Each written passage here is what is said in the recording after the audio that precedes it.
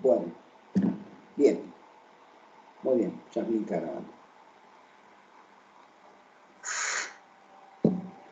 A ver, a ver.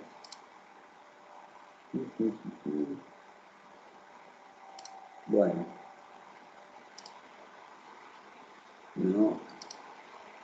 Voy a ver cómo se fue.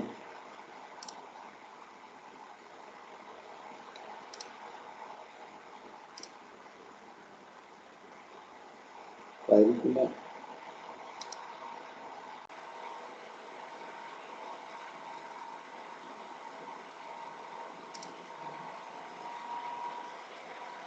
Bueno, estoy jugando con la cámara. Va a ser, estoy haciendo.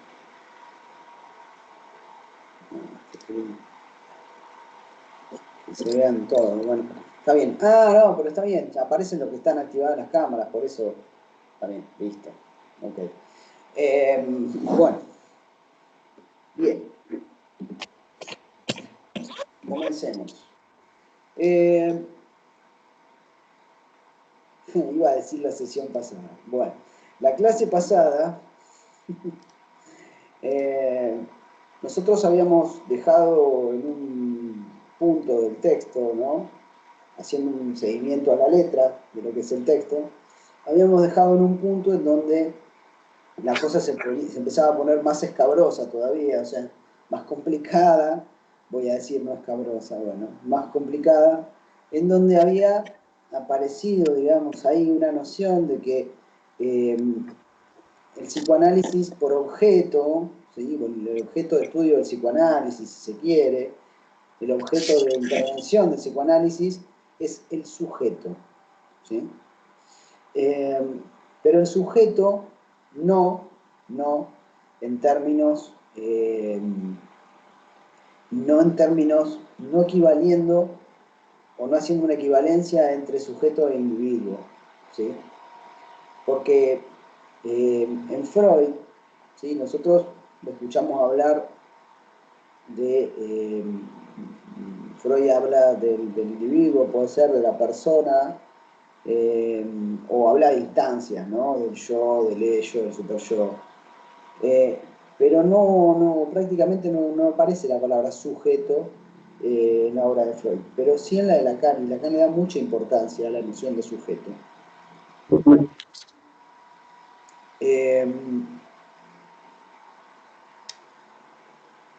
Y fíjense que nosotros lo que hemos visto es que sujeto, ¿sí? Lacan también lo nombra como parler, ¿sí? Que es hablante ser, es como un juego de letras, un juego de palabras en francés, ¿sí? Lacan es francés, que significa hablante ser. Pero nosotros no tenemos que confundir el sujeto con un ser, ¿sí? No tenemos que confundirlo con un individuo. No podemos, por ejemplo, el sujeto Marta, no es el sujeto Marta, no existe eso para el psicoanálisis lacaniano, ¿sí? No se identifica un sujeto con una persona, ¿sí? Ni se puede identificar un sujeto con un ser, ¿sí? El sujeto surge a partir del lenguaje, dice Lacan.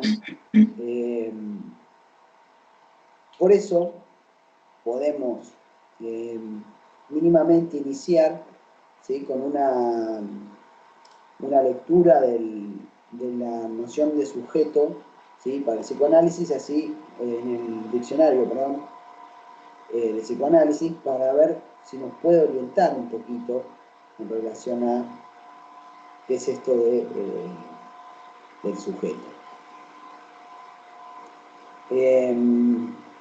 Yo hice algún subrayado, ¿sí?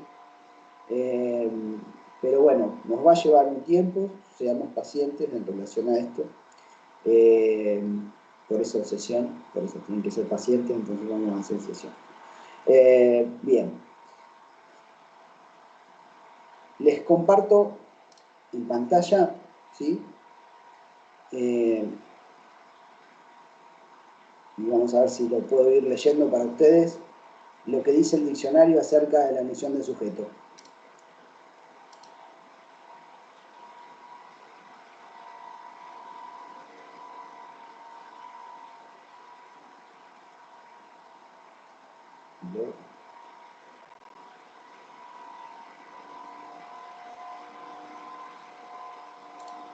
Bien. En el diccionario, ¿sí?, hay subrayadas ciertas cuestiones puntuales. Voy a leer más que nada lo que está subrayado. Dice, acá abajo, lo estoy marcando en el cursor, no sé si ustedes lo ven, dice, Lacan distingue tres tipos de sujetos. Primero está el sujeto impersonal, independiente del otro, el puro sujeto gramatical, el sujeto no ético, el sé de se sabe qué, ¿sí? O sea, es un sujeto de la gramática, ¿sí? Va a distinguir esto. A ver, más que nada la parte de sujeto, la parte que más nos interesa es la parte que dice sujeto impersonal, ¿sí? Retengan eso. Segundo, dice, está el sujeto recíproco anónimo, que es totalmente, y resalto anónimo, que es totalmente igual y irreemplazable por cualquier otro, y que se reconoce como equivalente al otro, ¿sí? Y tercero está el sujeto personal, cuya singularidad se constituye mediante un acto de autoafirmación. Lo que está en el foco de la obra de Lacan es siempre el sujeto en esta tercera acepción, el sujeto en su singularidad. Bueno, no se vuelvan locos con esto. A ver, primero que nos está diciendo, bueno, en Lacan es el tercer sujeto, el sujeto en términos de singularidad. Pero bueno, tendríamos que ver a qué nos referimos cuando hablamos de singularidad, ¿sí? Sigamos leyendo y después podemos por ahí pensar algo de esto de la singularidad. Pero retengan esta palabra, ¿no? Sujeto en tanto singularidad. Sigo leyendo. En 1953, Lacan establece una distinción entre el yo, entre el sujeto y el yo. El yo freudiano, ¿sí? El yo de la estructura freudiana, el yo del aparato psíquico freudiano. Esta distinción será una de las fundamentales que sostienen el resto de su obra. Mientras que el yo forma parte del orden imaginario, el sujeto es parte del orden simbólico. Esto que ustedes no entienden nada de lo que estamos hablando cuando hablamos del imaginario y de lo simbólico, ahora voy a aclarar un poquito. De modo que no equivale simplemente a la sensación consciente de agencia, que es una mera ilusión producida por el yo, sino al inconsciente. Y acá lo importante, el sujeto de Lacan es el sujeto del inconsciente. Bueno, ¿se acuerdan de Freud que nosotros veíamos la aparición del inconsciente? ¿Se acuerdan que veíamos en los sueños, en los síntomas, en el chiste y en los lapsus o en errores del lenguaje, en los olvidos también, que aparecía el inconsciente? ¿Sí? Que aparecía, ¿en qué sentido? En el sentido de un deseo del inconsciente, ¿sí? Pero aparecía como una formación del lenguaje. En el chiste, en el olvido, en el error, en el lapsus, digamos, en el síntoma, en los sueños, ¿sí? Aparecen cuestiones relacionadas que están formadas a partir del lenguaje, ¿sí? Entonces, lo que estoy diciendo es esto. Sujeto, fíjense que Lacan dice ser hablante, ¿sí? Relacionado al lenguaje. Y acá sujeto refiere al sujeto, siempre que se habla de sujeto, se habla de sujeto del inconsciente, ¿sí? Nosotros en la vida cotidiana nos manejamos hablándole a otro, yo lo hago en este momento, suponiendo que el otro me entiende en lo que yo estoy diciendo. Bueno, yo no supongo eso. Pero digo, cuando uno habla en la vida cotidiana, no cuando da clase, en la vida cotidiana, dice, alcanzame el mate, alcanzame tal cosa, bueno, esto, bueno, lo otro.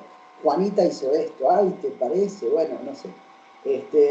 Uno habla, ¿no?, con el otro, se dirige a otro, pretendiendo, ¿sí? Que el otro, suponiendo que el otro lo entiende. Pero ¿qué pasa? Muchas veces, ¿sí? En eso, lo que estamos haciendo es, eh, estamos desde qué instancia, desde el yo, ¿sí? ¿Por qué desde el yo? Porque el yo es consciente en su gran parte de todo lo que dice, de todo lo que piensa, de todo lo que expresa, ¿sí? Eh, ¿Y qué sucede con el inconsciente?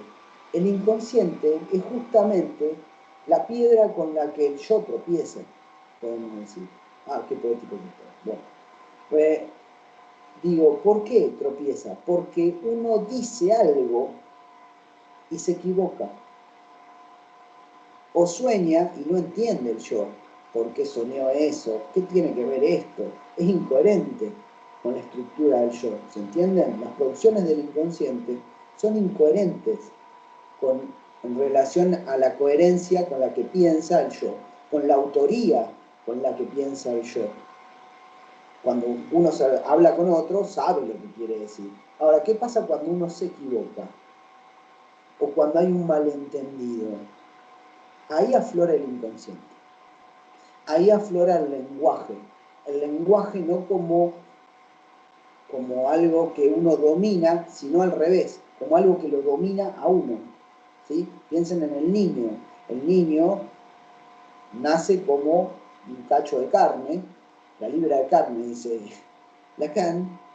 No, perdón, no dice exactamente eso, no dice la libra de carne, pero uno nace como un cuerpo, ¿sí? Como un organismo, pero enseguida es tomado por el lenguaje, ¿sí? Entonces, ahí es donde yo les digo, bueno, eh, esto de que el sujeto se opone al yo, ¿sí? El sujeto es sujeto del inconsciente para Lacan, y viene justamente a ser con lo que tropieza el yo, ¿sí? Tropieza ¿por qué? Porque se equivoca, porque no sabe qué quiso decir, y en ese no saber que dice el sueño, en ese no saber del síntoma, en ese no saber, que ustedes recalcan, ¿no? Cuando hablan del niño, dicen en uno de los trabajos, decían, bueno, el niño no sabe, ¿sí? No me acuerdo de quién era el trabajo, pero, eh, bueno, la autoría, no me acuerdo de quién era el trabajo, pero decía esto, el niño no sabe sobre sus síntomas. Bueno, el adulto tampoco, ¿sí? El adulto tampoco. El yo no sabe, ¿sí? Sobre sus síntomas. Ahí habría que distinguir, ¿no? Porque, bueno, el niño está en constitución como sujeto. Pero bueno, el niño no sabe sobre sus síntomas. Bueno, el adulto tampoco sabe. ¿Sí? Sobre el síntoma, sobre los sueños, sobre el lapsus, incluso sobre los chistes que se le ocurren. ¿Sí? No sabe. ¿Por qué? Y porque ahí se juega el inconsciente. Y el inconsciente más como una producción del lenguaje. ¿Sí? Bien. Entonces, cuando hablamos de sujeto, estamos hablando del sujeto del inconsciente. De este sujeto que aparece en el psicoanálisis, que Freud lo introduce. Freud introduce la noción de inconsciente. Bueno, Lacan toma eso para hablar del sujeto. Eh, Sigo leyendo un poquito más abajo. Las referencias al lenguaje pasan a dominar el concepto lacaniano de sujeto a partir de mediados de la década de 1950. Lacan distingue el sujeto del enunciado del sujeto de la enunciación para demostrar que, puesto que el sujeto es esencialmente un ser hablante, está necesariamente dividido, castrado, escindido. ¿A qué se refiere Lacan? A esto que estoy diciendo. ¿Sí? ¿O a qué me refiero yo con esto que digo? A eso que dice Lacan, mejor dicho. Hay un enunciado, ¿sí? Pero también hay una enunciación en donde aparece esta parte que tiene que ver con el deseo inconsciente, ¿sí? Con lo inconsciente, con lo que uno dice sin querer decirlo, ¿sí? Y dice que se habla de un ser hablante que está dividido, castrado, escindido por esto, ¿sí? Está escindido por esto, porque uno dice, habla, pero se encuentra con que a veces, muchas veces, no sabe lo que está diciendo. ¿Sí? O se encuentra, dice algo, y ese algo después lo escucha uno y se da cuenta que puede dar para un doble discurso, puede dar para ser entendido de otra manera, ¿sí?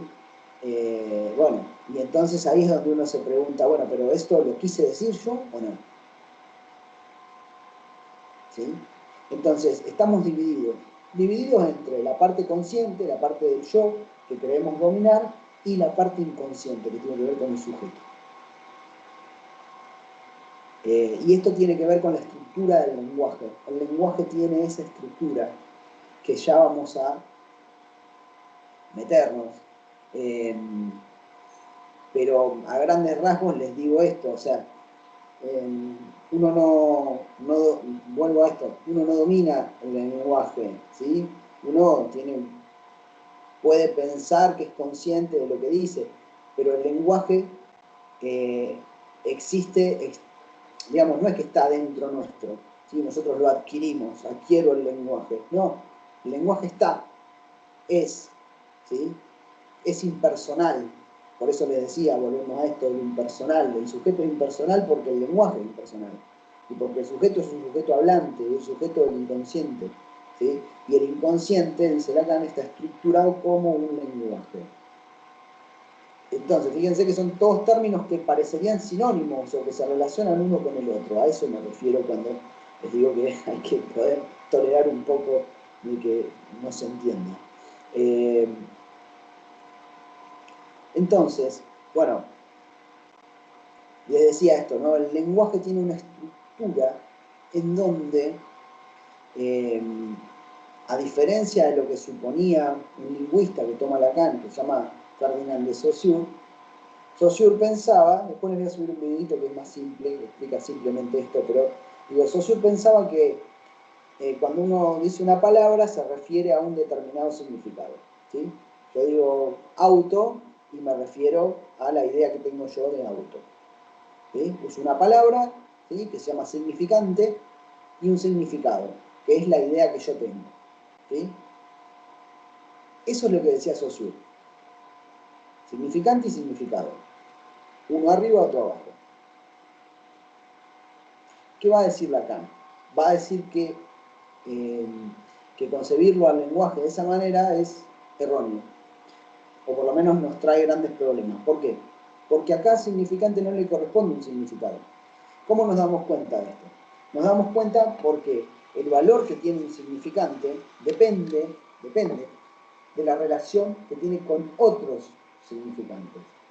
¿Sí? Después les voy a dar un ejemplo simple, en donde, bueno, a veces ustedes, por ejemplo, en la vida cotidiana tienen que aclarar. Si bien usan la misma palabra, a veces puede ser entendida de distinta forma esa palabra. ¿Sí? Sea un pronombre, sea lo que sea, cualquier partícula del lenguaje. ¿Sí? Por ejemplo,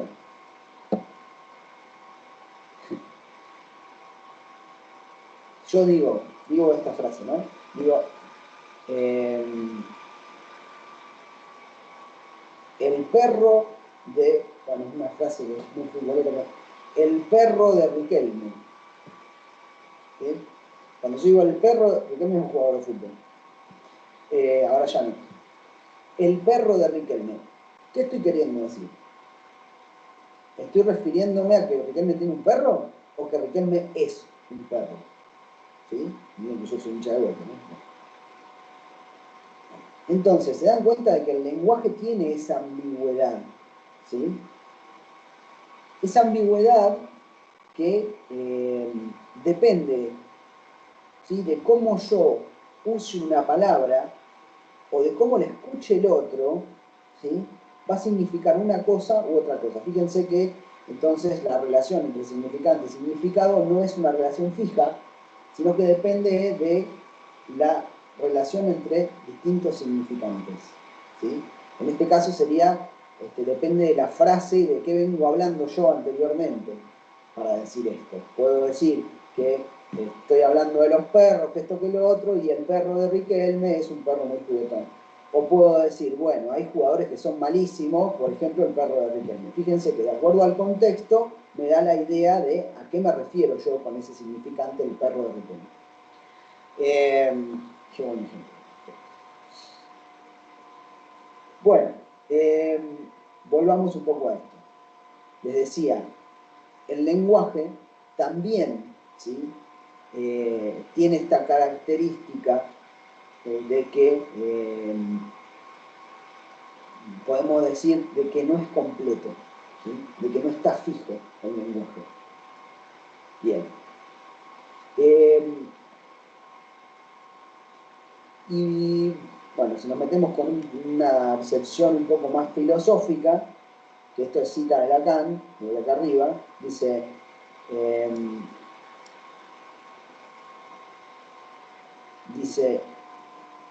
en el término sujeto, yo no designo el sustrato vivo que necesita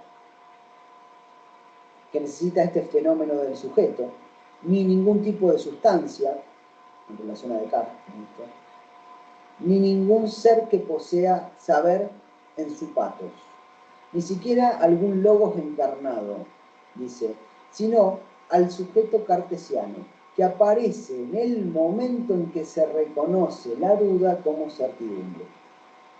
Ahora los voy a dejar de compartir. Yo les estoy citando al sujeto cartesiano, yo no sé ni minga si ustedes tienen idea en filosofía o han visto Descartes. ¿Vieron a Descartes? Bien, vieron que Descartes dice, pienso, luego existo, ¿no? Si ustedes lo recuerdan. Pero ese pienso, luego existo, se apoya, en Descartes, se apoya primero en la duda, ¿no? O sea, Descartes duda de todo, ¿no? En sus meditaciones metafísicas él dice, dudo de todo. Dudo de los sentidos, dudo de la matemática, dudo de Dios. Casi lo va a hacer mierda, por decir eso. Dudo de Dios. De lo que no puedo dudar es de que estoy dudando. ¿No? Bueno, en Lacan, tomando eso, dice que a Lacan no le interesa la parte en donde pienso, luego existo. Le interesa la parte anterior, la de la duda. ¿Sí? ¿Por qué le interesa la parte de la duda? Porque en esa duda hay un sujeto. ¿Sí? Cuando yo digo esto de que el lenguaje no tiene nada fijo, bueno, el sujeto, ¿sí?, tampoco es algo fijo. ¿Sí? El sujeto queda prendido un poco de la estructura también del lenguaje. Ya lo vamos a ver un poco más adelante, se va a aclarar esto. Pero digo, Lacan da una definición del sujeto en donde dice que es lo que representa un significante para otro significante. ¿Sí? Lo que está diciendo Lacan en todo esto, ¿sí?, es que el sujeto no es algo que pueda ser localizado con un significante, ¿sí?, sino que está en la brecha entre un significante y otro, ¿sí?, en el espacio, en el intersticio entre un significante y otro. Cuando hablamos de lo singular, también estamos hablando de esto. ¿Qué significa? Significa que el sujeto es efecto del lenguaje y que cuando yo escucho el doble sentido de algo que está diciendo alguien, ¿sí?, doble sentido, en esto que decía en la frase de Riquelme, por ejemplo, ahí aparece el sujeto. ¿Sí? Pero es una derivación del lenguaje. Por eso es el sujeto del inconsciente. ¿Sí? Es una derivación del lenguaje. No es... es a causa de que el sujeto es un ser hablante. ¿Sí? Y el lenguaje tiene esta ambigüedad, esto que permite que aparezca el sujeto. ¿Sí? Sería como un sujeto potencial, no es un sujeto en acto. Bueno, ya me estoy metiendo en cuestión de filosofía, pero bueno, lo vamos a ver más claro cuando cuando empezamos a ver al niño ¿sí? Que el niño para constituirse en sujeto necesita de todo un tiempo. No es que nace y es sujeto. Ah, es sujeto el niño, buenísimo. No, todo lo contrario. El niño puede ser localizado como objeto del fantasma, que decíamos la otra vez, materno, ¿sí? O de la fantasmática parental, ¿sí? Como síntoma de los padres puede aparecer en caso que aparezca como síntoma. Pero digo, el niño, ya vamos a ver, tiene tiempos de constitución como sujeto, ¿sí? Para que llegue a esto, para que llegue a ser un sujeto, el niño, primero tiene que pasar por una serie de, sin pensarlo como algo evolutivo, ¿no? Pero por distintos tiempos, ¿sí? Que no son tiempos cronológicos, no son tiempos evolutivos, son tiempos lógicos, ¿sí? Son tiempos de movimientos en relación, por ejemplo, Lacan agarra, y para darles un ejemplo de estos tiempos, ¿no? Lacan dice los 3 tiempos del Edipo. Lacan localiza 3 tiempos del Edipo. Ahora, yo, digo yo, no digo sujeto, yo, Fernando, porque me estoy refiriendo a mí, depende de cómo haya sorteado o no esos tiempos del Edipo, puedo encontrarme actualmente, por más de que tenga 40 años, ubicado no en el tercer tiempo del Edipo, sino en el primer tiempo del Edipo o en el segundo tiempo del Edipo.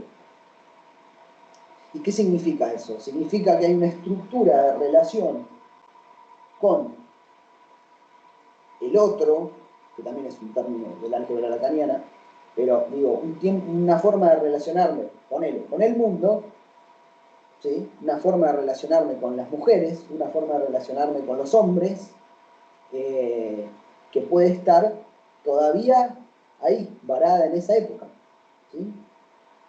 Digo, fíjense, no son tiempos cronológicos. No, no son tiempos cronológicos. No son tiempos evolutivos. No es porque cumplí 40 años, ya superé el Edipo. No. Puede ser que me quede metido en los primeros tiempos del Edipo, por ejemplo. ¿Sí? Es un ejemplo, no estoy explicando cuáles son los tiempos del Edipo, ¿sí? Pero sí estoy explicando cómo es la noción de tiempo. ¿Sí? La noción de tiempo en psicoanálisis no es un tiempo cronológico, es un tiempo lógico, un tiempo de movimientos, ¿sí? La autora lo presenta como ganancias, pérdidas, ¿sí? En relación a la pérdida y el encuentro, el reencuentro con el objeto. No me voy mucho más que eso. Bueno, volviendo entonces a la noción de sujeto, ¿no? Entonces estamos hablando de un ser hablante, que significa esto que venimos hablando, ¿no? Esto que les conté, que es un ser hablante, y significa mucho más, pero es una pequeña forma de decirlo. Esto. Ahora, si ustedes se ponen a pensar, ¿no? La autora les plantea también que por ser parletré, por ser un ser hablante, el niño pierde eh, algo, ¿sí? Pierde una parte del ser, o el ser, ¿sí? En el encuentro con la palabra. Ya veremos de qué se trata esto, de perder el ser, ¿sí? Pero tiene que ver con esto que estamos hablando del sujeto. Fíjense que el sujeto no es, eh, no es un ser, ¿sí? No podemos pensarlo como un ser en el sentido de eso, en términos de sentido.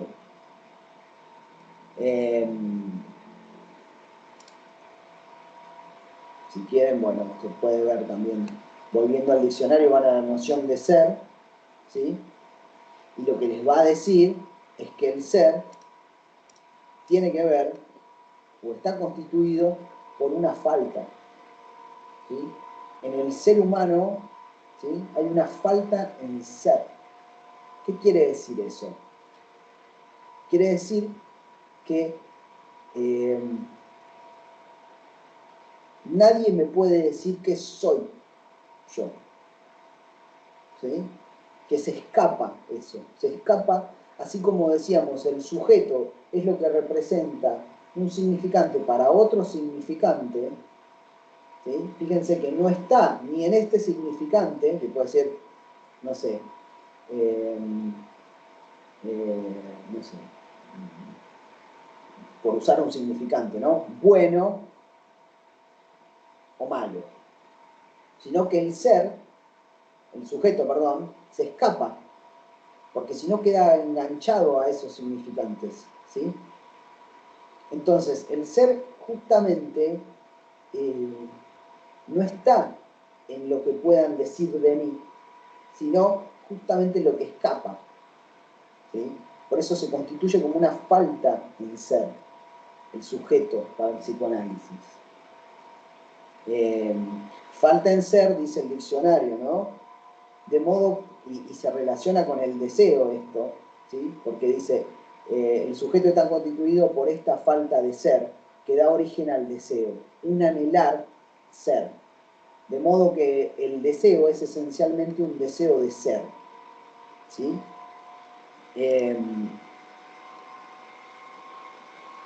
A ver, ¿por qué digo esto de un deseo de ser? Porque nos vamos a encontrar, o por lo menos Lacan hace ese análisis, de que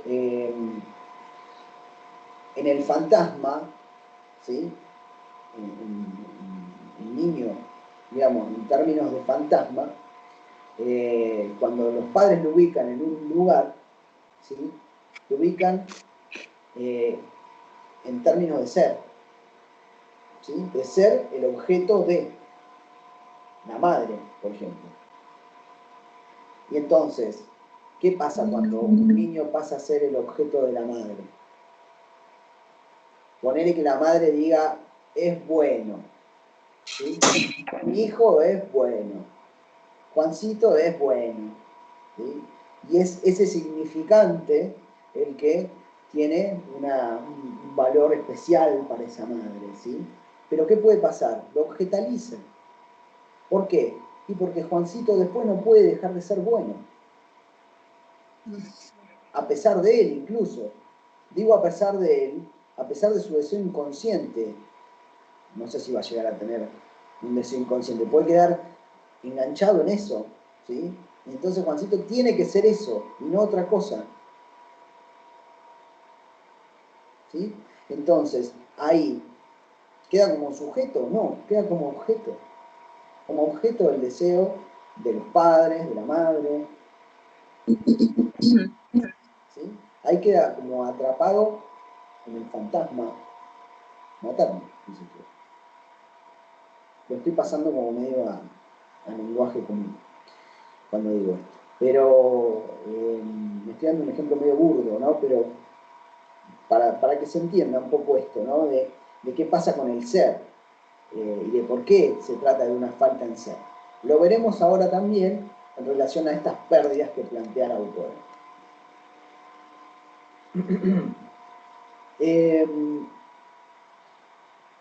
De lo que va a hablar la autora, ¿no? Alba Flessler, es de como distintas pérdidas, ¿no? Distintas pérdidas que tiene el niño, que esto es muy básico, muy básico, no es básico el psicoanálisis. Digo, por ser un ser hablante, ¿sí? ¿Qué significa ser un ser hablante? Tiene que ver con la noción de deseo, de necesidad, de demanda de Lacan, que también está en el diccionario y está explicado bastante simple. ¿Qué dice la autora? Nosotros somos seres humanos, ¿sí? A diferencia de los animales, somos seres hablantes, ¿sí? Ustedes me pueden decir, los delfines se comunican, sí, se comunican, pero no tienen el lenguaje que tenemos nosotros. Y por lenguaje es esto que venimos hablando nosotros del equívoco, ¿no? Del equívoco, de los lapsus, del inconsciente, ¿sí? Eso no quiere decir que en la evolución de las especies los delfines no puedan tener inconsciente, de acá no sé qué evolución de tiempo. Pero digo, el sistema del lenguaje humano, la complejidad de ese sistema permite que nosotros podamos, por ejemplo, mentir, que podamos decir una cosa y a la vez decir otra, ¿sí? de que haya, digo, el lenguaje humano es complejo, ¿sí? No, nos diferencia radicalmente de los animales. Entonces, vuelvo a esto. El ser humano es un hablante ser. ¿Por qué es un hablante ser? Porque para poder, piensen en un bebé recién nacido, para poder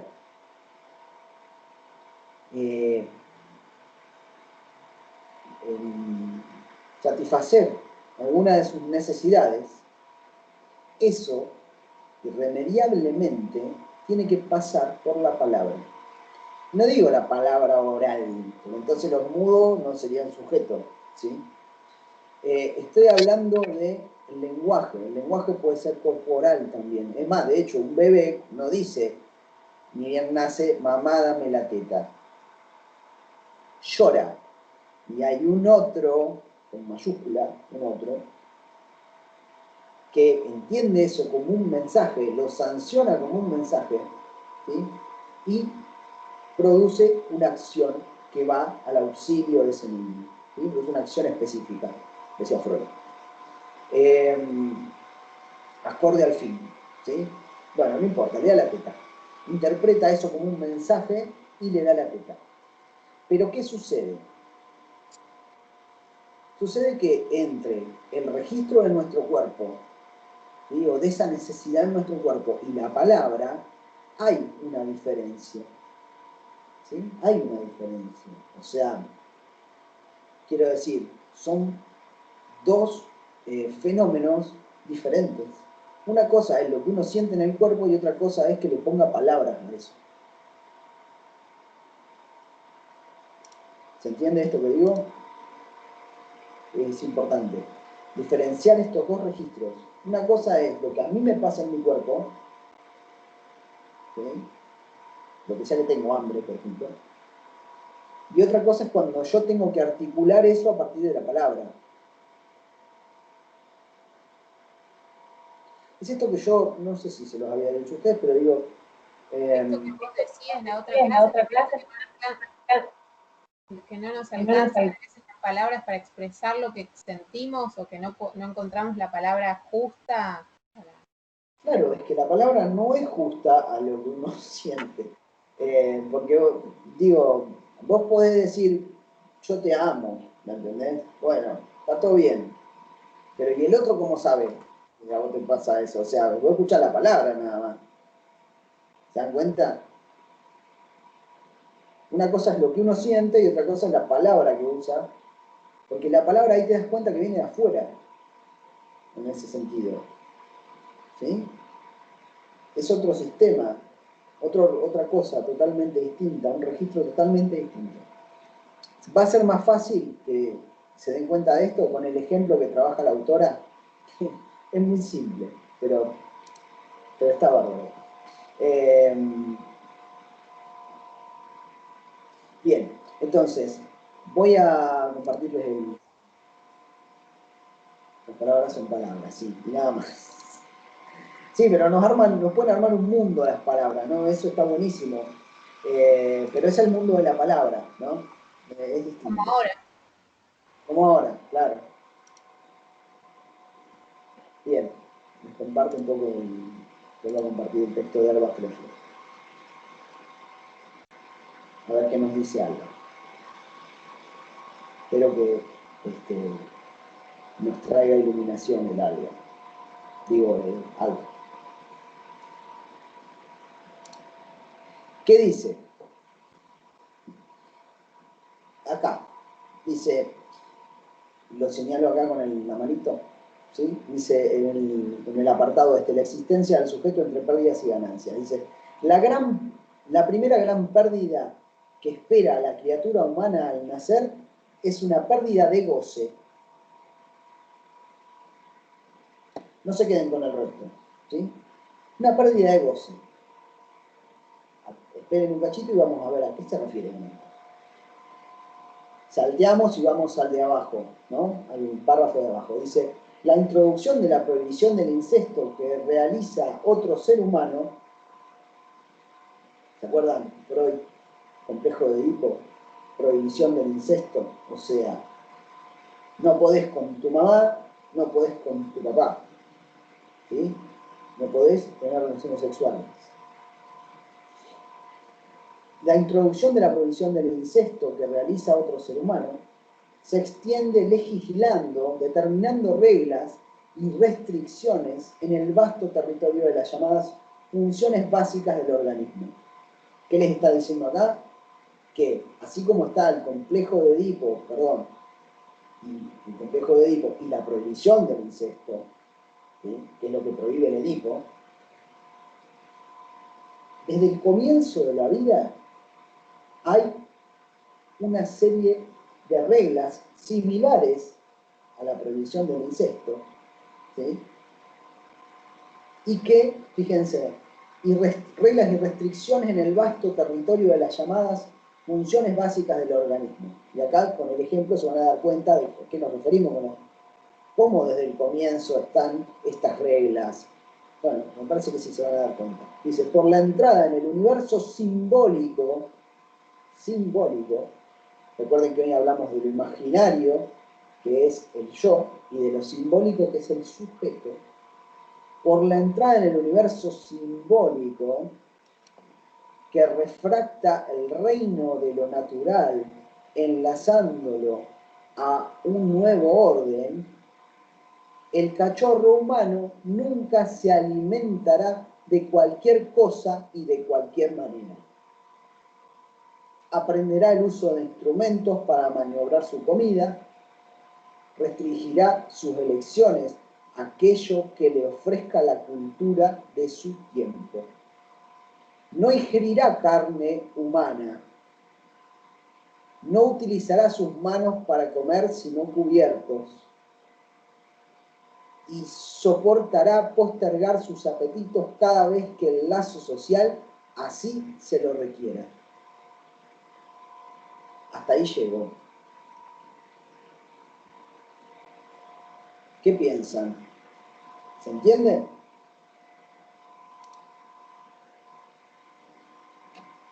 ¿Se entiende esto que dice? Reglas y regulaciones.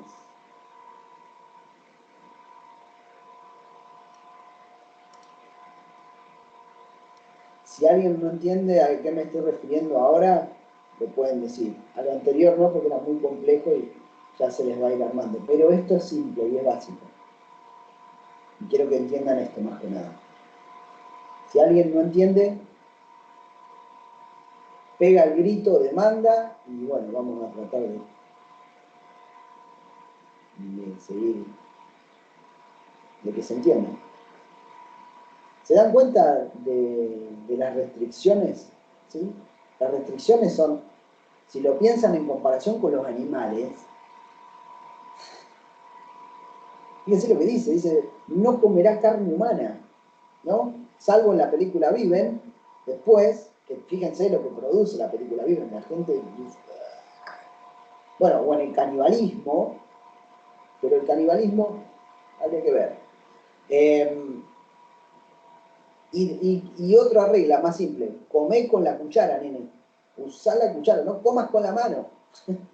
¿Vieron que le dicen los padres a los nenes? Bueno, esas son todas restricciones, son similares a la prohibición del incesto, son reglas. Reglas, reglas del orden simbólico. ¿Sí? Reglas del orden simbólico. Bien. Para comer, por ejemplo, no comes en cualquier lado, no comes de cualquier forma. Y cuando lo haces de una forma que el lazo social mucho no lo aprueba, te miran raro. Anda a un restaurante y empezá a agarrar y comer con la mano, así. No te estoy diciendo papas fritas, te estoy diciendo una milanesa. ¿Se entiende? Papas fritas sí se permiten, depende del lazo social, depende de la cultura, depende, pero fíjense que ahí hay un orden. Soledad Mongiano, cuéntenme. Sí, no, te quería preguntar, ¿tiene relación, o sea, qué es? ¿Al ingreso de la cultura y tiene que ver con los diques, por ejemplo? los diques que plantea Freud, está muy bien, es muy buena la relación. Sí, los diques tienen que ver con esto.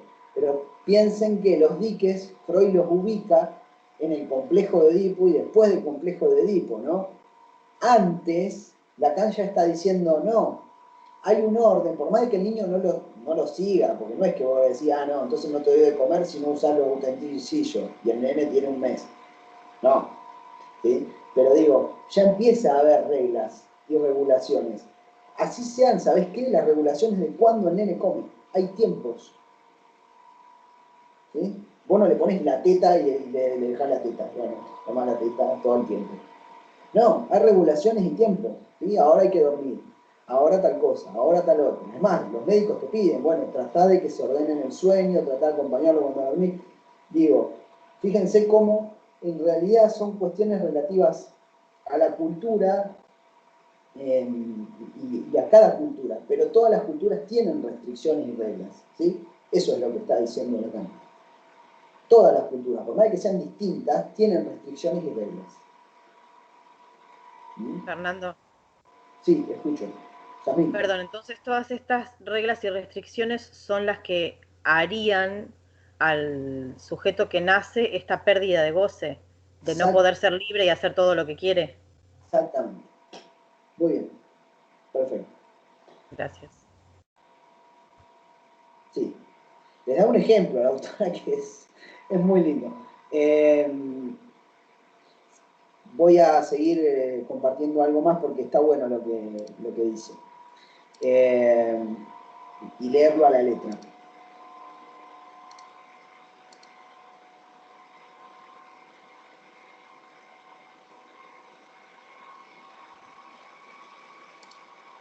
Dice, vieron que nosotros lo estamos planteando para lo oral, a esto, ¿no? Para lo oral, para comer. Después, en la misma línea donde venía, dice, la misma regulación se extenderá a los goces excrementicios. ¿Saben lo que es excrementicio? De lo que sale del cuerpo, ¿sí? Transpiración, pis, caca, saliva. Bueno, perdón, excrementicio acá se refiere solamente a la caca. Excrementicios, urinarios, a los sexuales genitales, a los visuales escópicos, a los auditivos invocantes. ¿Sí? La misma regulación se extenderá a todos esos goces. ¿A qué les hace acordar? Porque ustedes no vieron la palabra goce conmigo, pero ¿a qué les hace acordar de Freud? Cuando dice la caca, el pis, las relaciones sexuales, la mirada... A lo que es el control de esfínteres y eso cuando habla. Sí, pero ¿y qué? A las zonas erógenas. Bien, bien, muy bien, claro. A la sexualidad. A la sexualidad. ¿Sí?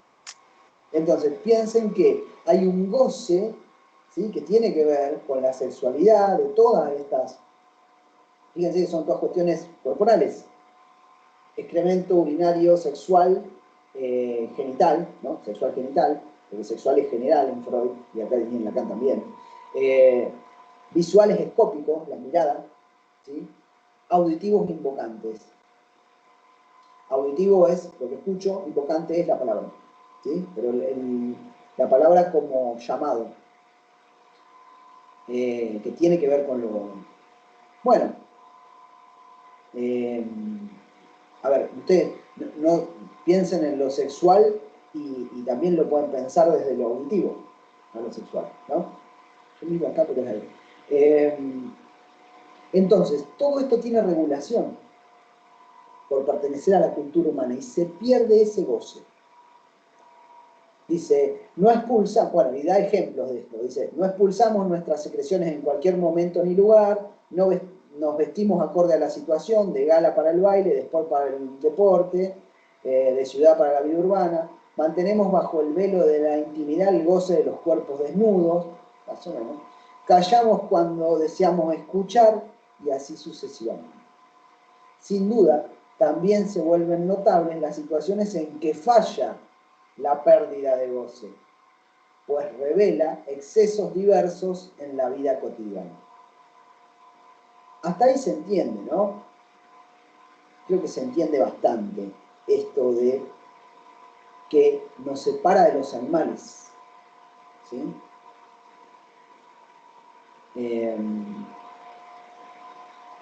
Bien, acá hay un ejemplo que es bastante pleno. Dice, recuerdo una nena que, mirando pastar un caballo, vio despertar su interés por lo que suponía el goce del animal con tal ingesta. Preguntó entonces a la persona mayor que la acompañaba si podía comer pasto. La mujer le respondió que no, que ella era una nena y las nenas no comían pasto. ¿Qué pasto comen los caballos? Comían los caballos. A lo cual, ni corta ni perezosa, la pequeña adujo. Y cuando sea grande y sea caballo, ¿voy a poder comer pasto? La comicidad se asienta en el campo del equívoco.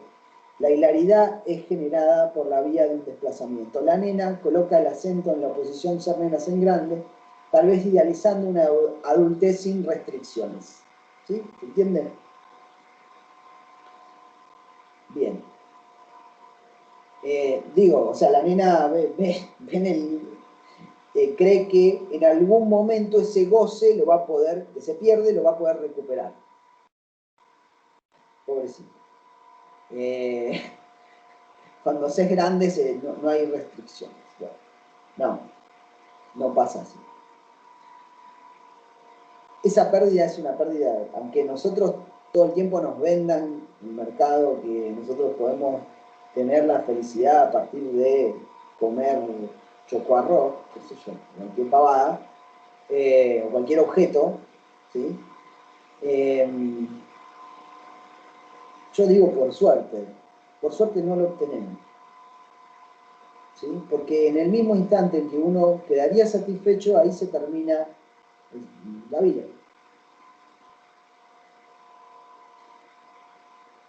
Bien, hay una primera pérdida, que es la pérdida del goce. Pero también, dice la autora, hay otra pérdida que tiene que ver con la pérdida del objeto. Dice, pero esa pérdida requerida desde el inicio no es la única, enlazada a lo anterior. Otra pérdida consecutiva al nacimiento será la pérdida del objeto buscado como natural para satisfacer la necesidad. En el reino de los animales, la búsqueda del objeto está gobernada por el instinto. Escribió Freud para distinguirlo de Trieb, que es pulsión. Con la pérdida del instinto se pierde también la guía en la búsqueda del objeto. Ninguna vaca sufre de trastornos alimentarios, ni come otra cosa que el pasto necesario para sobrevivir. No la queja una falta de orientación vocacional, pues su destino de vaca está trazado inexorablemente en el mapa instintual. Bueno.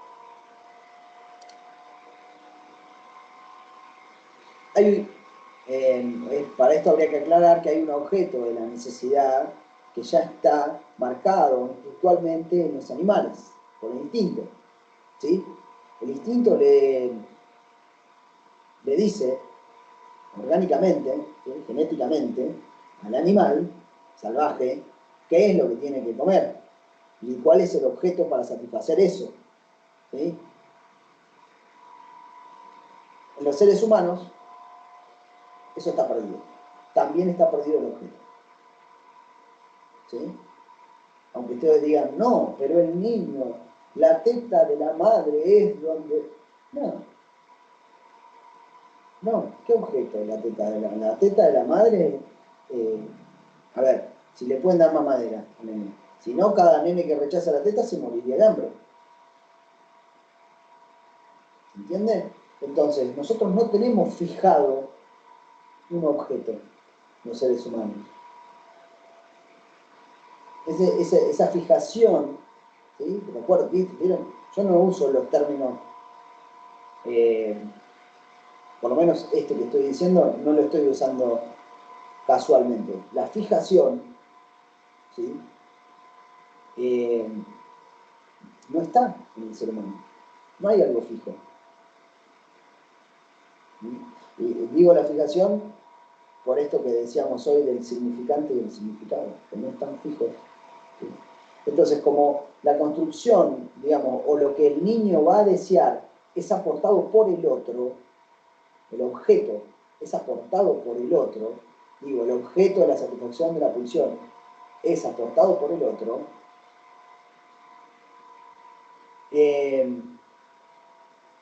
no está fijo, ¿sí? Porque puede venir una madre y decir, ah, no, tiene sueño este nene como yo. Y viene otra y dice, ah, no, quiere la teta. Ah, no, quiere que le preste atención. Ah, no, quiere tal otra. Ah, quiere que lo mire. Ah, quiere que lo abrace. Ah, quiere que... ¿Sí? ¿Se entiende? Es de la lectura del otro. ¿Sí? No hay nada fijo como objeto. Y cuando un objeto se fija en la vida de un ser humano, le trae problemas. ¿Cuánto creen que ustedes pueden comer milanesas con papa frita seguido? Todos los días.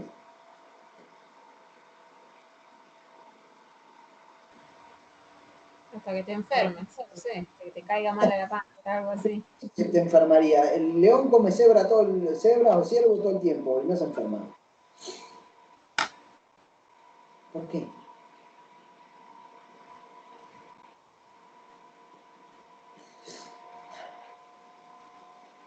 Nos enfermamos por lo que comemos. Digo, porque la milanesa es frita, bueno, será al horno, no importa. Nos cansamos, bien, bueno, bien. Pero fíjense que eso no es algo. No estás comiendo carne, estás comiendo, no sé, más allá del desbalance nutricional que pueda ocasionar, ¿no? No voy a eso. Fíjense que esto de no poder comer más de 2 o 3 días esa comida, es por una cuestión de regulación del negocio que es cultural, ¿sí? Y del deseo nuestro. Nos cansamos, dicen. Bueno, pero eso está relacionado al deseo. Muy loco, ¿no? Es muy loco. Ahí se dan cuenta que no somos seres ni locos, ni de cerca somos seres biológicos. Sí, tenemos un cuerpo, un organismo, pero el cuerpo está atravesado, ese goce está perdido de alguna manera y atravesado también en la construcción del deseo por el Y lenguaje. tiene que ver con la cultura también. Claro, claro, cuando digo lenguaje estamos hablando de cultura. Porque si no conociéramos, si conociéramos solo una comida, viviríamos comiendo esa comida Sí, como sí. león. Sí, bueno, también, ustedes me pueden decir, bueno, los japoneses o los chinos viven comiendo arroz, bueno, ahora no sé, ahora con soja. Pero, bueno, sí, depende de la cultura eso, ¿no? Depende de la cultura, fíjense. Muchas veces pasa que estás comiendo algo y estás pensando que comer al otro día tal cual. Ese es el ejemplo de la pulsión. Esa es la pulsión. Lacan dice que, bueno, esto se los iba a traer en relación a lo que es el objeto A, pero la pulsión muestra eso, muestra que no es el objeto lo importante. Lo importante es la vuelta alrededor, ¿sí? Lo que genera, la vuelta alrededor del objeto. Y además la pulsión no se sacía, es una constant drain, una constant craft, ¿sí? Algo constante. Cuando veíamos los elementos de la pulsión veíamos eso, que es una fuerza constante. Al ser una fuerza constante, nosotros estamos llenos y estamos pensando que vamos a comer por ahí al otro día, ¿sí? O a la noche, qué sé yo. No sé qué más me escribieron, perdón que voy a ver el chat, algo más escribieron.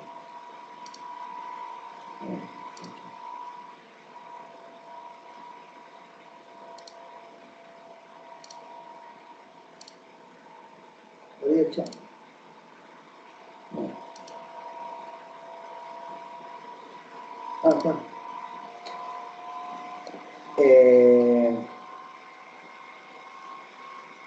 Pasa cuando estás embarazada también y tienes una perra. Yo entonces estaría embarazado. Acá ponen en el chat, pasa cuando estás embarazada también y tenemos los antojos. Bueno, entonces yo estaría embarazado porque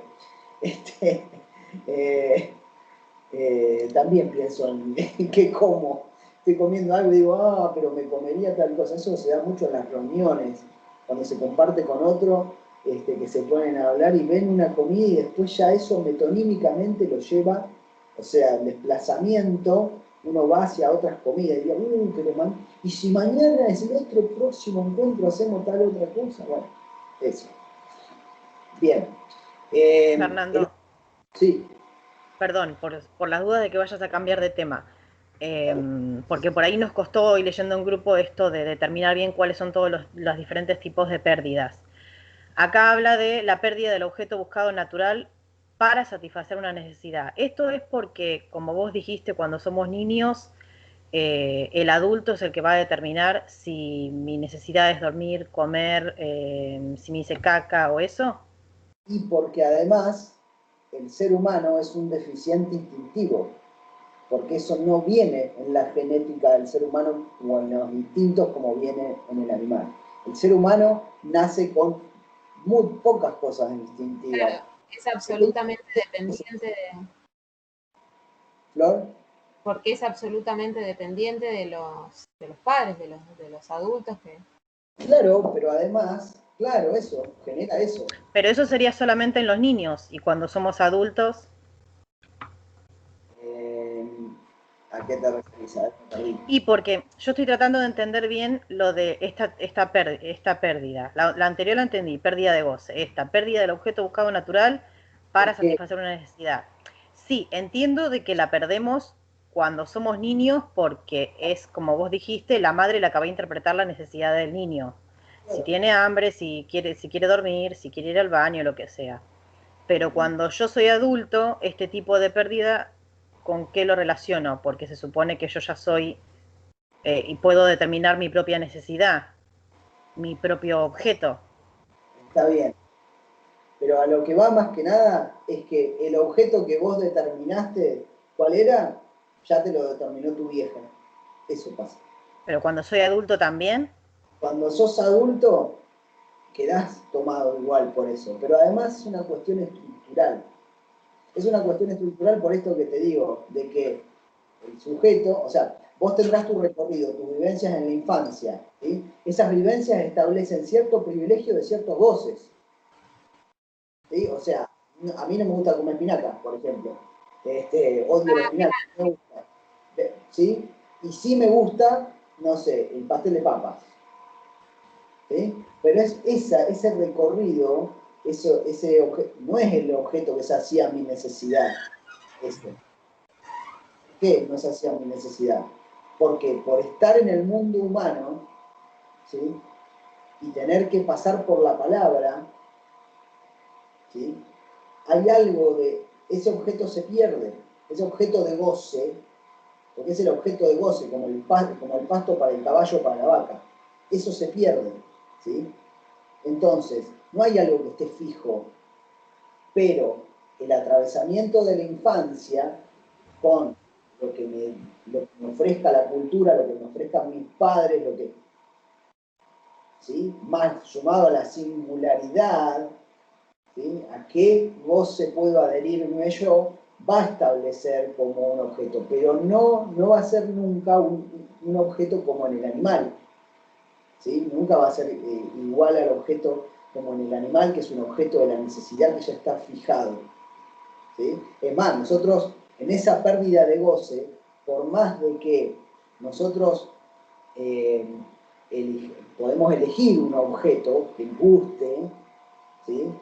Pero ¿qué nos pasa? Es lo que pasa esto, pasa que lo que les decía hoy, comé una semana el objeto que te gusta, a ver si te sigue gustando. bueno, ¿Sí? pero no se puede cambiar de objeto porque justamente nosotros tenemos diferentes tipos de objetos de acuerdo a la necesidad. Sí entiendo en el niño esta pérdida del objeto porque se la va a saciar el adulto que esté a cargo. Igualmente entiendo que por ahí más adelante, como vos dijiste en un momento que se determina que el chico tiene que ser bueno, entonces yo como niño, todavía no adulto, creo que como mi mamá dijo que tengo que ser bueno, tengo que ser bueno. A eso vendría enganchado, a que es el otro el que como que va poniendo sus propias expectativas en Sí, mí, entonces como que uno se queda enganchado en esa proyección. se queda enganchado por un tiempo, tiene que quedarse enganchado. Después se separa de eso. Y tiene que ver también con el modelo por ahí de persona que buscan nuestros padres que seamos en el futuro, por ejemplo, no sé, que seamos profesionales o que tiene que ver con eso. Está bien, pero eso estamos hablando del ser. Acá de lo que estamos hablando, ¿sí? Para no... Ahí estamos hablando del sujeto, ¿sí? Y acá estamos hablando del objeto. Son diferentes, ¿sí? Pero fíjense que ahí estamos hablando del ser, ¿sí? Perdido, y del objeto, perdido. El objeto de la necesidad, perdido. ¿Por qué el objeto de la necesidad, perdido? Por esto que decíamos, o sea, por más de que a nosotros no nos llena el objeto, eso es lo que sucede. ¿Sí? Que cuando nosotros hablamos de objeto en el ser humano, el objeto no es como en el animal. En el animal, ¿qué pasa? Hambre, pasto, como, me sacío y por un tiempo no aparece otra vez la necesidad. Es rítmico en ese sentido. O sea, aparece, comés el objeto, listo, ya está. Los animales. Eso pasa con los animales. El ser humano pasa esto. Terminaste de comer, estás lleno así, y podemos hacer a la noche unos canelones, ¿viste? ¿Qué sé yo? O algo así. ¿Sí? ¿Se entiende? Pero porque no pasa por el objeto, ni por la saciedad del cuerpo, sino que pasa por otro lado, porque hay algo que siempre falta en el ser humano. Eso es lo que... Falta el objeto significa eso. Siempre hay algo que falta en el ser humano, siempre falta algo. Sí, Soledad. No, sí, te iba a preguntar, porque estuve leyendo el concepto de deseo y la verdad que se me complicó bastante. Te quería preguntar si tiene que ver con eso. Sí, tiene que ver con la noción de deseo. Tiene que ver con la noción de deseo. El deseo tiene esto de que es un resto que queda que no se puede aprender, que no lo podemos agarrar. ¿Sí? El deseo es como que... bueno, después la autora lo maneja, da un ejemplo de una niña adolescente que le ofrecían todo el tiempo distintos objetos. ¿Sí? No sé si lo leyeron. Un goce real, que tiene que ver un poco con el registro de lo real. Y le ofrecían. No hay falta nunca. Entonces no hay deseo. ¿Sí? Tiene que ver con eso. Pero fíjense que estos conceptos, un poco para aclarar lo de Yasmín, lo que me pregunta, son estructurales. ¿Qué quiere decir eso? Quiere decir que el objeto de la necesidad está perdido forever, ¿sí? Para siempre en el ser humano. ¿Por qué está perdido? Bueno, tiene que ver con esto que decíamos de la articulación a través del lenguaje. ¿Sí? Esto de que se pierde el goce. Se pierde el objeto, se pierde el goce y se pierde el objeto. Es lo mismo. ¿Sí? El objeto de goce. Se pierde. Les doy un ejemplo. Una madre, por ejemplo, puede... las madres, digo, cuando el niño está aprendiendo a ir al baño, ¿sí? Puede querer muchísimo que su hijo haga caca en el inodoro, ¿no? O incluso las madres que tienen bebés, cuando el bebé caga, está bien, muy lindo. Pueden, como decir, incluso, ¿no? Porque uno podría decir, pero qué asco. Bueno, pero a la madre que por ahí le da hasta ternura, o no sé, o algo le produce. Pero por más de que ese objeto que el niño le da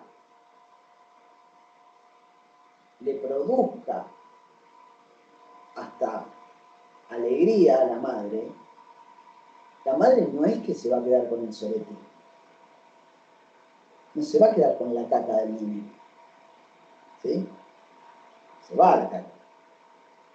¿Sí? Entonces lo que les quiero decir es esto, es que por más de que la madre, porque Freud dice, el niño hace caca porque la madre o el padre le piden que haga caca en el inodoro, es como un regalo, dice Freud. Es como un regalo y que muestra que simboliza algo. ¿Qué simboliza? Simboliza que yo respondo a la demanda del otro. Hace caca en el baño, no te caen los calzoncillos, pibe. ¿Sí? Fíjense que es una regulación también, ¿no? Una regulación del goce. No podés cagar en cualquier lado, no podés hacerte encima. Es una regulación del goce. Pero el niño ahí está en otra posición. ¿Por qué? Porque responde a lo que le demandan. ¿Sí? No es que él demanda alimentarme, sino que los otros le piden hacer caca en tal lugar. ¿Sí? Los otros le demandan algo.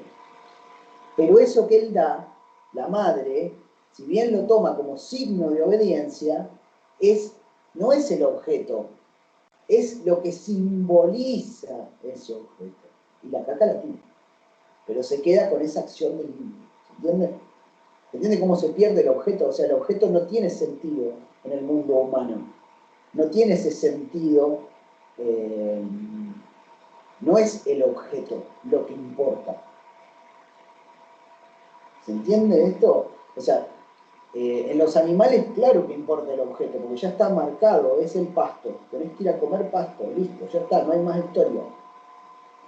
En cambio, en el ser humano es todo muy problemático. Por eso les da el ejemplo de que la vaca no tiene problemas de orientación vocacional. ¿Se entiende? En el ser humano es problemática la cuestión del deseo, la cuestión de los goces. ¿Sí? No es algo simple, que uno dice, ah, bueno, sí, soy deseante, el deseo del niño, sí, fácil, el deseo del niño. No, es algo problemático, porque primero queda enlazado ese deseo, es cierto lo que vos decís, Yasmín, queda enlazado y queda tomado, alienado al deseo del otro, pero después se tiene que separar el niño de eso, ¿sí? Que es un tiempo lógico distinto, se tiene que poder separar. Ahora, esa constitución, eso no quiere decir que yo después vaya a encontrar el objeto. No, esa pérdida ya se produjo antes, no se vuelve de esa pérdida. ¿Pero por qué? Porque somos seres de lenguaje, y así lo explica Lacan estructuralmente. Para los que no lo leyeron, Soledad sí lo leyó, cuando ustedes buscan en el diccionario la definición de deseo, ¿sí? Se van a encontrar con esta diferencia que hay entre necesidad, demanda y deseo. ¿Sí? Que tiene que ver un poco con esto que estamos planteando, ¿no? O sea, con la falta de un objeto, ¿sí? Con la falta de un objeto que estaría ligado a la necesidad. En cambio, la demanda tiene que ver, ¿sí?, con el uso de la palabra para pedir algo. ¿Sí? Lacan lo relaciona, dice, bueno, en lo que yo pido, estoy pidiendo, por un lado, algo de lo que pido, comida. Pero por otro lado, lo que simboliza eso es la presencia del otro, como signo del amor. ¿Sí? ¿Y qué pasa? Hay un resto, el otro no puede estar siempre presente. Porque no es un objeto. ¿Sí? Y por más de que yo me llene de comida, igual no es lo mismo, no voy a satisfacer mi deseo. ¿Sí? No voy a satisfacer mi deseo. El deseo es algo que queda en parte insatisfecho en el ser humano. Por eso la autora va a distinguir, ¿sí?, distingue dos objetos, habla de dos objetos A, y uno dice, una cosa es pensar el objeto como el objeto A principalmente es un objeto perdido, dice Lacan, ¿sí? La noción de objeto A no es un objeto que existe en el mundo, sino es el que no existe, el que no se alcanza nunca. ¿Sí? Entonces él dice, el objeto A es causa de deseo. Causa de deseo, ¿qué significa eso? Que lo importante es que falte, no que esté ese objeto. Bueno, me estoy desviando bastante, perdón.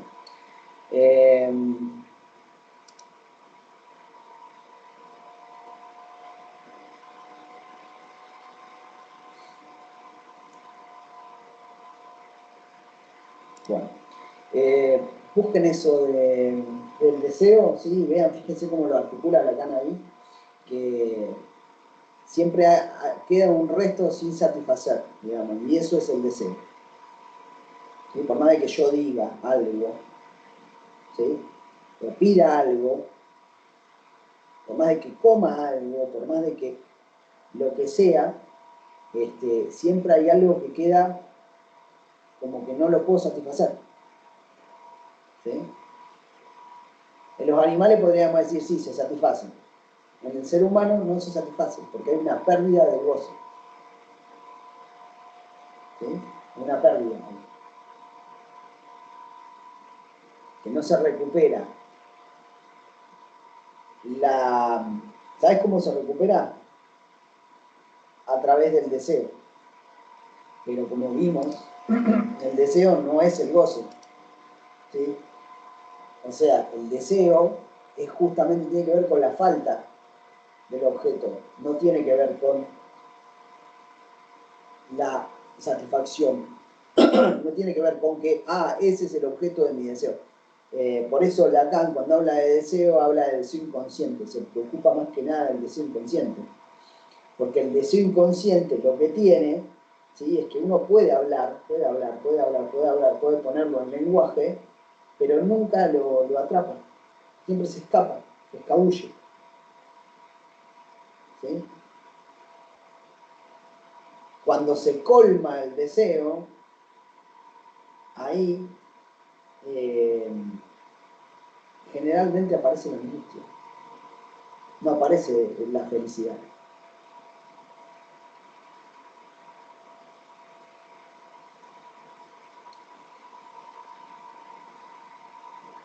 Aparece el síntoma. Bueno, son términos un poco más complejos.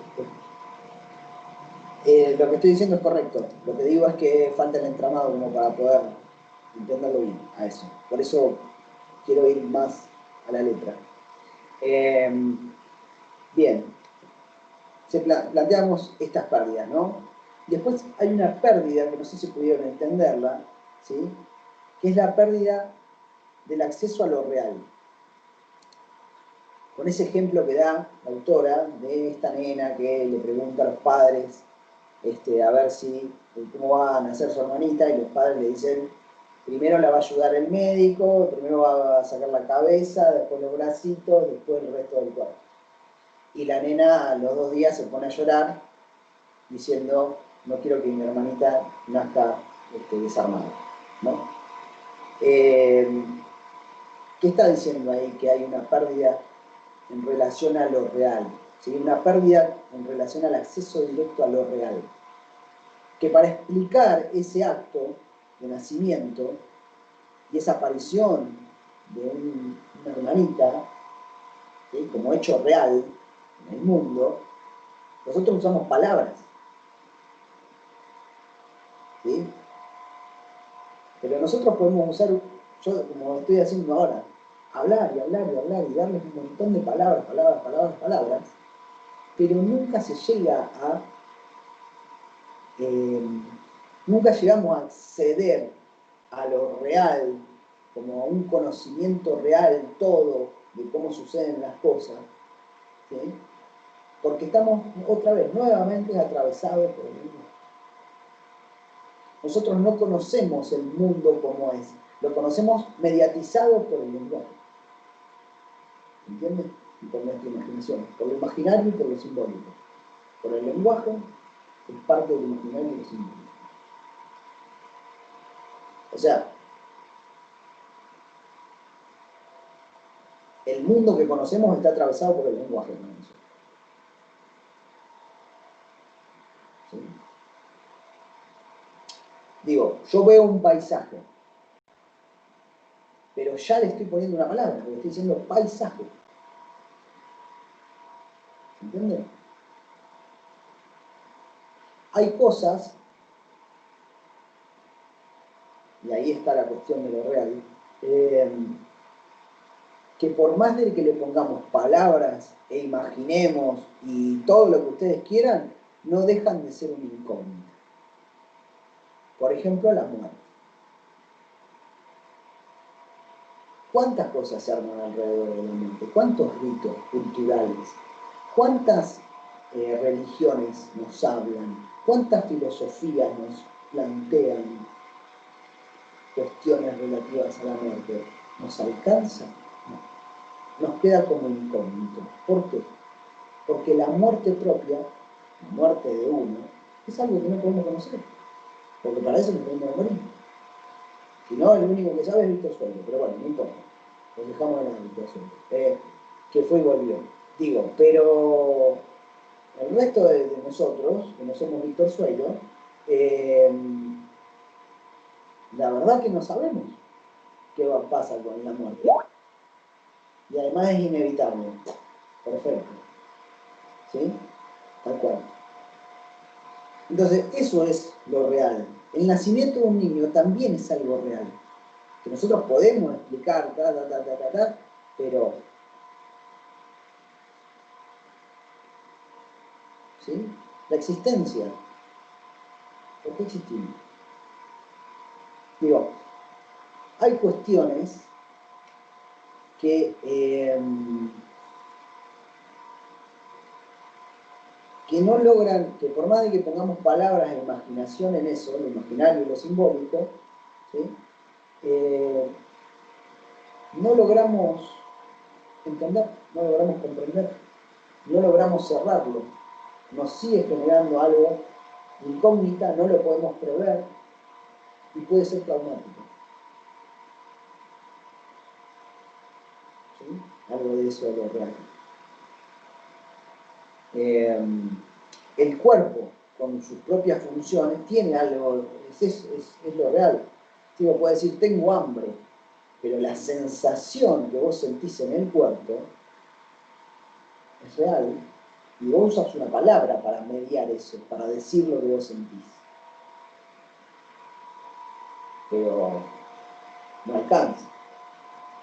Es inexplicable, sí. Sí. Sí. Entonces, porque nosotros somos seres de lenguaje, nuevamente, van a putear mucho el lenguaje, ¿no? Por lo visto. No llegamos a, o sea, una cosa es la palabra y otra cosa es lo que nos pasa en el cuerpo.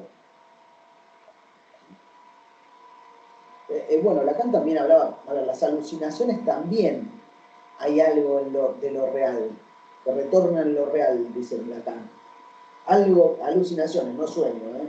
En las alucinaciones hay algo que se forcluye, dice Lacan, que retorna en lo real. Retorna en lo real porque retorna como una alucinación, pero fíjense que es algo del aparato psíquico. ¿Sí? Entonces, no hay un adentro y un afuera para ubicar lo real. Bueno, es un concepto súper complejo el de lo real, pero podemos pensarlo como lo incognoscible, ¿no? Pero que forma parte de nuestro mundo. Y forma parte de la clínica con niños, y forma parte del mundo humano, de los fenómenos del mundo humano. A veces se lo relaciona con el azar también, lo real, ¿no? Eso que no se puede conocer. Bueno,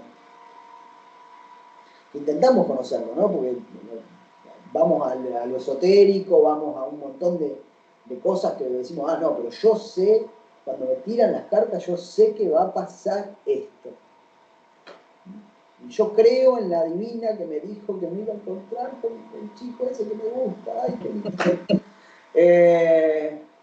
Y después no sale lo de la divina. ¿Sí? Entonces, fuera de toda... Es muy difícil esto de lo real, ¿sí? Es esto que no sabemos, que no conocemos. Pero que justamente forma parte de nuestra experiencia, aunque no lleguemos a conocerlo, forma parte de nuestra experiencia. Es otra de las paredes.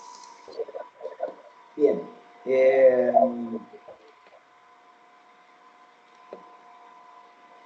Bueno.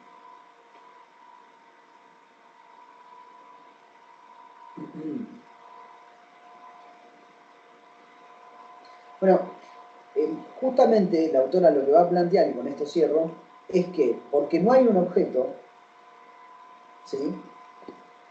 A ver, ustedes evidentemente leyeron el texto, ¿sí? O por lo menos las que hablan conmigo, me hicieron el texto, les va a plantear estos tres órdenes. Vieron que yo estuve hablando de real, imaginario y simbólico. No dejé de nombrarlos, ¿no? No dejé de nombrarlos, pero no se los definí, pero no dejé de nombrarlos, ¿sí? Más o menos. La autora plantea que la estructura del sujeto humano, la estructura del sujeto, fíjense, ¿no? La estructura del sujeto que estamos hablando desde hoy, consta, ¿sí?, de estos tres registros: real, simbólico e imaginario. En el medio de esos registros, que se enlazan de una manera muy particular, de forma que queda armadito eso. Lo pueden probar con tres anillos ustedes, y si siguen esa regla de cómo se enlazan uno con el otro, ¿sí? Fíjense que son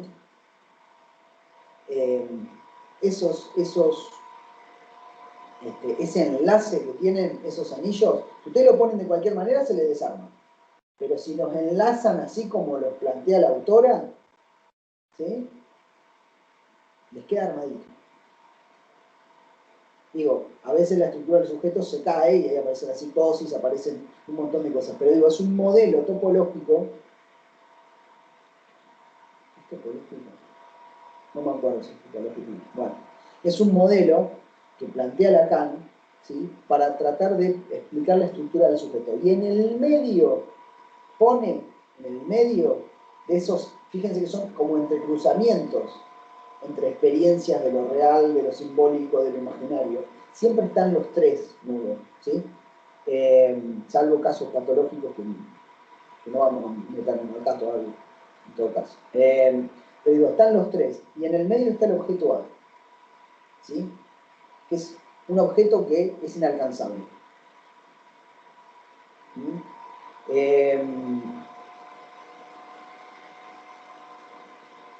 Y lo que les quería decir es esto, que gracias, ¿sí?, gracias a que existe esta pérdida,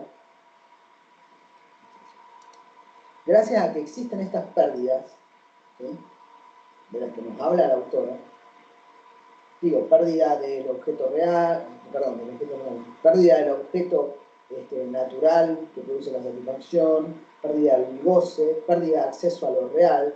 Gracias a eso, ¿sí?, hay juego, dice ella, en un sentido muy amplio,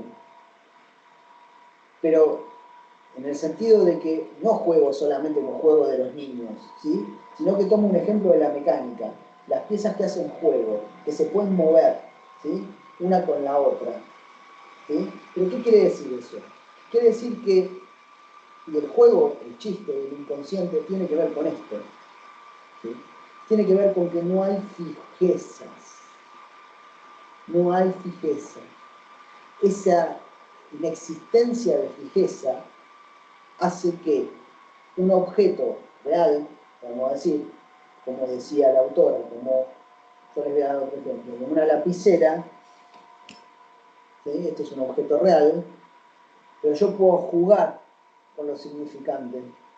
Y este objeto real, justamente porque tenemos una pérdida de lo real y la compensamos con lo simbólico y con lo imaginario, puedo jugar a que es un cohete.